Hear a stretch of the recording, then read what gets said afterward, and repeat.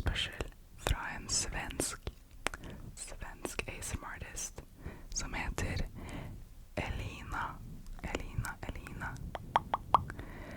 Tusen takk, Elina, for ideen. Jeg elsket den så mye.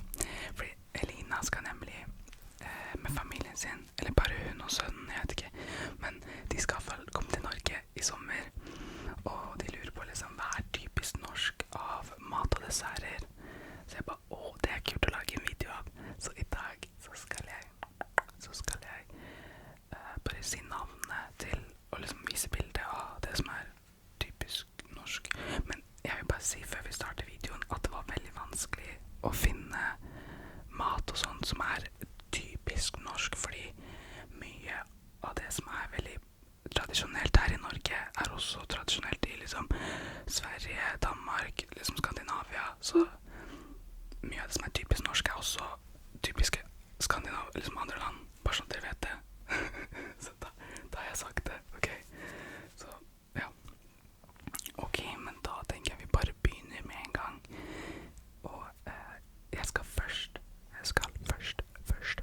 starte med mat, og så går vi over til dessert. Det er den beste delen, dessert. Ok, ja, la oss begynne. La oss starte. Så jeg har skrevet ned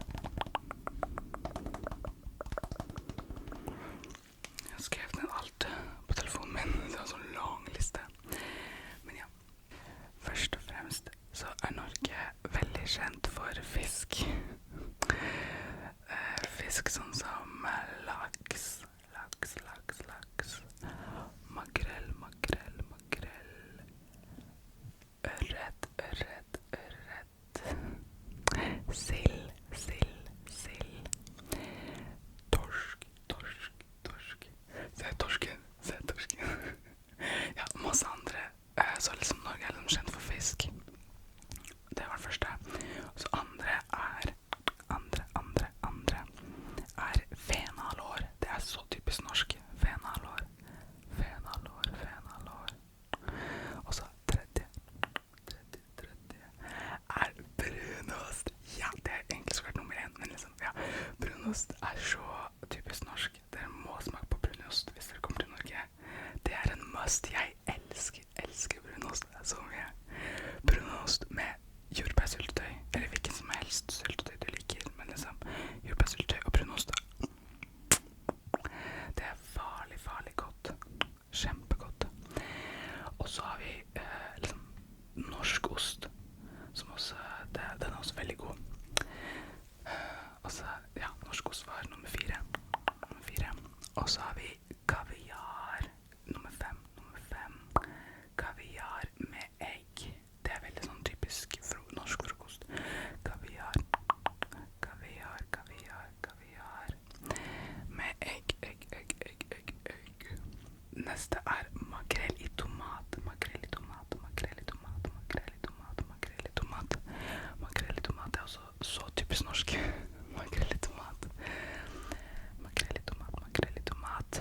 Og så nummer 7. Leverpostei. Leverpostei er svært populært pålegg i Norge. Du ser liksom overalt leverpostei. Leverpostei med sylteagurk, eller leverpostei med agurk. Det er skikkelig populært pålegg i Norge. Jeg elsker leverpostei. Leverpostei med sylteagurk er kjempegodt. Leverpostei. Og så har vi nummer 8, som er, wow, det her er sånn skikkelig 17. mai, pølse med lompe eller brød. Pølse, nå vil jeg skikkelig ha pølse. Norsk pølse er så godt faktisk. Jeg synes det er den beste pølsen. Eller nå er jeg ikke liksom, ja.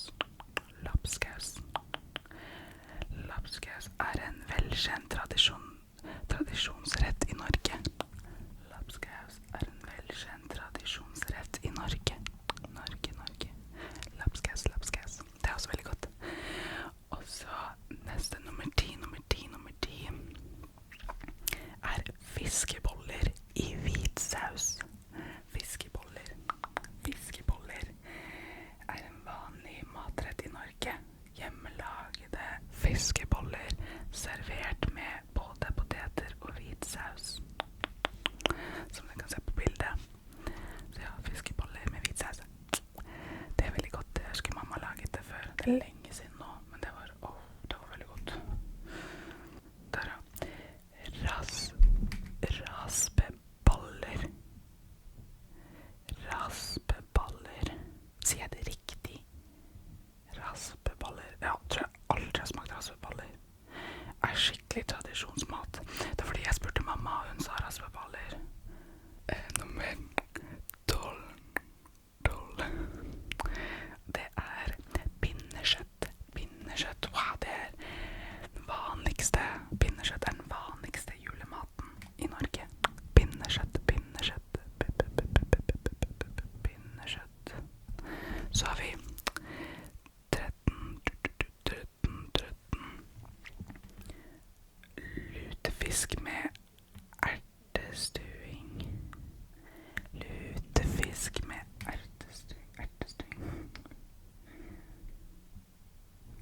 Ja, lutefisk med ertestuing. Tradisjonell lutefisk med bacon og ertestuing er en klassiker i julen. Det var all sånn mat, typisk mat i Norge. Det er sikkert så mye mer som jeg har glemt. Så hvis det er noe jeg har glemt som er skikkelig typisk norsk, skriv det ned i kommentarfeltet. Ja. Ok, så nå over til dessert. Ok, første. Nummer én, typisk. Nummer én dessert. Ok. Tilslørte bondepiker.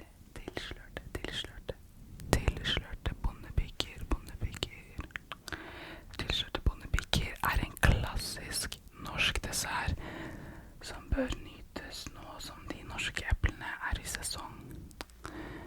Jo, jeg har sikkert smakt det, jeg bare husker ikke det. Moren min elsker tilslørte bondepiker.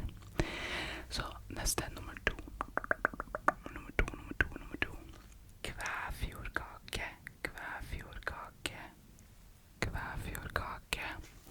Også kalt verdens beste kake.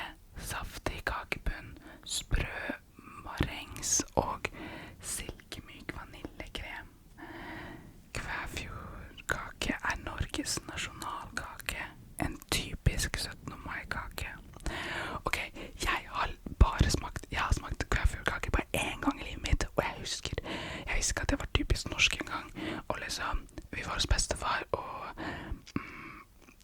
der hadde de liksom kvæfjordkake som var liksom hjemmelaget. Det var første gang jeg har smakt det i mitt liv, og jeg fortsatt jeg sikler bare og tenker på det. Den var så god, så jeg skjønner hvorfor den også er kalt verdens beste kake. Så har vi nummer tre. Og det er Kvikk Lunsj. Det er en Kvikk Lunsj. Kvikk Lunsj har vært hele Norges tursjokolade siden 1937. Kvikk Lunsj byr på 4 sprø kjekkstenger dekket med Freia melkesjokolade. Den er en del av den norske folkesjela. Ut på tur, aldri sur. Hvis man har glemt Kvikk Lunsjen hjemme. Jeg tror det er 4, ja. Nummer 4. Melkesjokolade Freia. Liksom, kom igjen, det er norsk. Det er så norsk. En kjent klassiker fra 1906. Dette er en ren melkesjokolade av beste kvalitet. Med melk fra norske kuer har Freia melkesjokolade en naturlig plass i norske hjem. Vi kaller det et lite stykke Norge. Melkesjokolade Freia. Må smake. Og så har vi Smash. Det er altså skikkelig norsk. Smash. Jeg elsker Smash. Det er så godt. Smash. Så har vi Troika. Troika er den ultimate nytelsessjokoladen som består av 3 deilige lag av bringebærgelé, trøffel og marsipan, dekket av mørk sjokolade. Jeg tror egentlig ikke jeg har smakt Troika før. Jo, helt sikkert. Jeg bare husker ikke smaken i det hele tatt. Jeg bare vet at bestefaren min, han elsker Troika. Troika hele tiden, han elsker det. Så ja, jeg tror jeg får smake det igjen. husker ikke hvordan. Ja. Og så har vi twist. Jeg tror det var liksom typisk norsk, men ja. Twist. Det er så godt. Og så har vi mårud, potetgull. Det er altså, det er i hvert fall det merket er veldig, det er norsk liksom, norsk merke. Så har vi sørlandsk chips.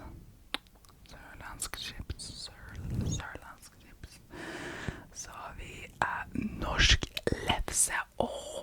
Det er så godt norsk lefse. Virkelig. Jeg husker som barn vi hadde det som i matpakke, og vi spiste bare hele tiden. Jeg bare elsket norsk lefse. Så godt norsk lefse. Så har vi skoleboller. Digg. Skoleboller. Og så neste er kanelboller. Jeg søkte på kanelboller, og liksom, det er ganske typisk i Norge, men jeg tror det er egentlig svensk.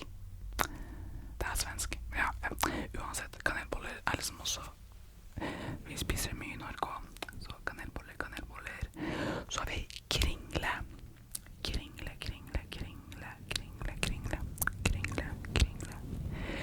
Og så neste er riskrem. Det er så godt. Riskrem. Og så, dette her går ikke an å være mer norsk. Det er det første jeg tenker på. Pølser og dette, når det liksom er 17. mai. Og is, så klart. Kroneis. Det er så typisk norsk, kroneis. Det har jeg glemt å skrive i listen, og så kom jeg på det nå, det var bra. Men ja, kroneis. Og så nå, favoritten min, eller egentlig alt, det er så mye godt her, så jeg kan ikke si at det er favoritten min. Men vafler. Jeg bare sikler av å tenke på det. Jeg vil skikkelig ha vaffel nå. Vafler. Jeg vil skikkelig ha vaffel nå med brunost og syltetøy. Neste er kransekake.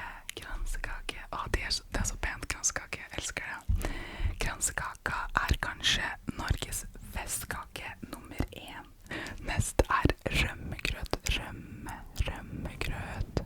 Rømmegrøt har lange tradisjoner i Norge, og ofte servert til høytider. Dette er en fet grøt som serveres med smør, sukker og kanel.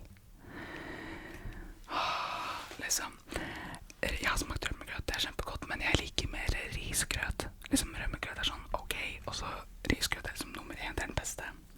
For i Norge, på julaften, så spiser kanskje noen spiser rømmegrøt, men jeg føler at alle spiser mest risgrøt. Det er liksom, ja, på låven sitter nissen med sin julegrøt. Så god og søt.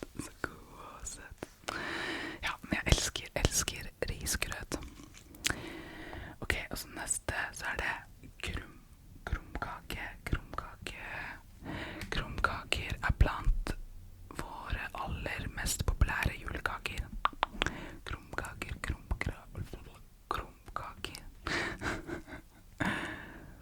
Og så har vi sandkaker. En klassiker som hører julen til. Spis dem som de er, eller fyll dem med en deilig vaniljekrem og ferske bær. Ja, det er kjempegodt. Sandkaker. Og så, det er den aller siste på listen. Det er serinakaker. Smaker kjempegodt, og noen mener det ikke blir skikkelig jul uten denne kaken. Det visste jeg ikke. Men ja, serinakaker.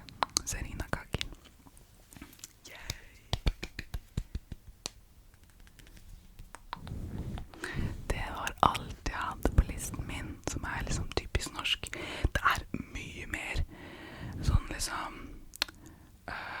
jeg kom på plutselig nå Smil-sjokoladen, den er så god. Så mye mer innen de merkene som jeg ikke har tatt med. Men liksom, du skjønner, jeg tok i hvert fall med litt. Så hvis det er noe som er skikkelig sånn, hvorfor det skulle jeg hatt med, vær så snill, skriv det ned fordi, ja, det er mye jeg har glemt.